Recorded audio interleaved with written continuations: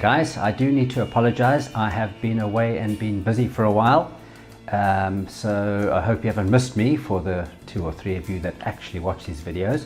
But on my travels, I was very excited because I got to try out the 100 to 400 Panasonic/Leica lens. Now, this lens isn't for everyone, but for the application I needed it for, it was perfect. Because I'm a corporate photographer, I often get invited to go to golf days where there's a celebrity or celebrities and they're inviting their most valued clients or whoever it is to come and play a round of golf. And in that case, they are wanting pictures of the 4 balls when they tee off, and they're wanting action pictures of the golfers on the course. So what I normally do is I shoot the 4-ball picture, get that in the bag. Normally what I do is change lenses, go and hide somewhere in the bushes on the side of the fairway. I can get action pictures of them teeing off, and then somewhere along the field I'll catch up with the guys and shoot some pictures of them chipping or putting or celebrating or eating at the halfway house, whatever it is. So now that I have this lens, I changed my strategy a little. Sometimes I use 2 cameras, one with a wider lens to shoot the 4 balls and one with a long lens to shoot the action. I thought this time, let me try and shoot the whole golf day with just this lens. So now bear in mind, this is a 100 to 400, so we multiply that by 2 because of the size of the sensor. We get a 200 to 800 millimeter lens. And the f-stop on this bad boy, the widest it is,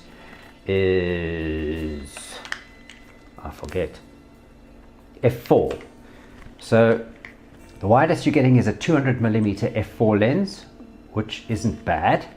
And then we go up to 800 millimeters, and there we're getting 6.3, which is very good.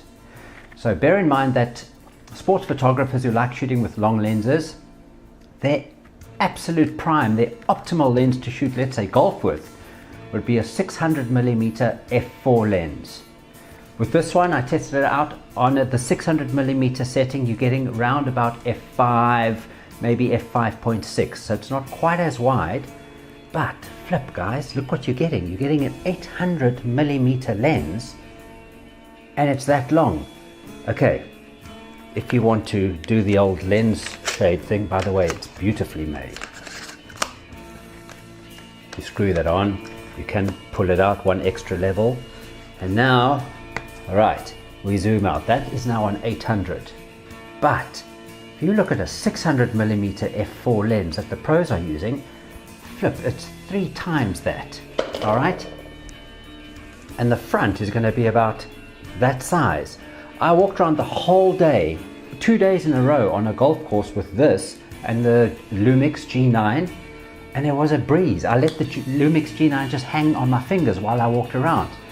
Normally the pros would need to have monopods or tripods, they'd have shoulder straps, they'd have a surgeon on call just in case their back gave in, and as long as you're sitting in one place with those massive lenses, like if you're shooting rugby for instance, you normally sit in one corner and you just stay put. That's fine, but on a golf course, you're moving, you're in a golf cart, you're out of a golf cart, you're walking, you're chasing guys, you're running back to guys, and a 35 millimeter system with a 600 millimeter lens on it would really tire you out. And that's a real thing. I started thinking when I started recording these that the weight of the bag is a big advantage, but actually handling the equipment and using it day to day or perhaps for a full day wouldn't be a factor. But guys, it is. That setup is going to make you tired. You're going to want to sleep by 8 o'clock. This was light, it was quick, the autofocus is blistering fast. I've told you guys before that the frames per second on this camera is better than you can get on any 35 millimeter system at the moment.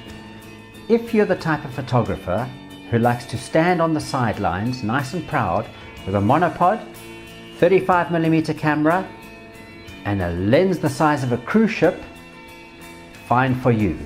If it makes you feel better about yourself, perhaps there's something missing in your life, then go for it.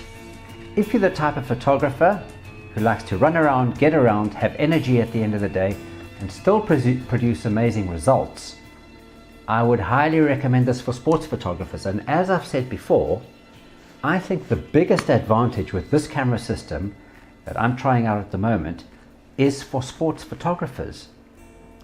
I think you guys need to wake up, smell the coffee, and start to have a look at this.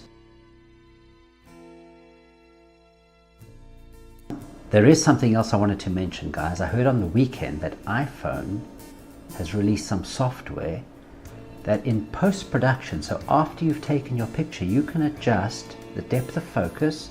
In other words, you can throw the background out of focus, as well as adjusting the bokeh, the feel of the background image that you're getting.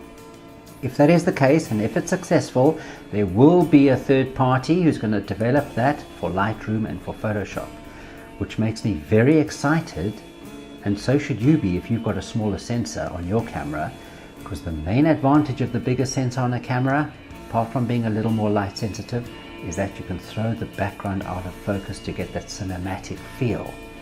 Now hopefully, with the touch of a button, we'd be able to get a similar feel with a smaller sensor.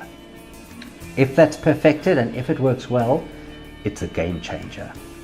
Now let's see if this is also a game changer. It's supposed to be tracking my face. Let's see if it keeps it in focus. How are we looking, guys? How are we looking? Right, Lumix G9.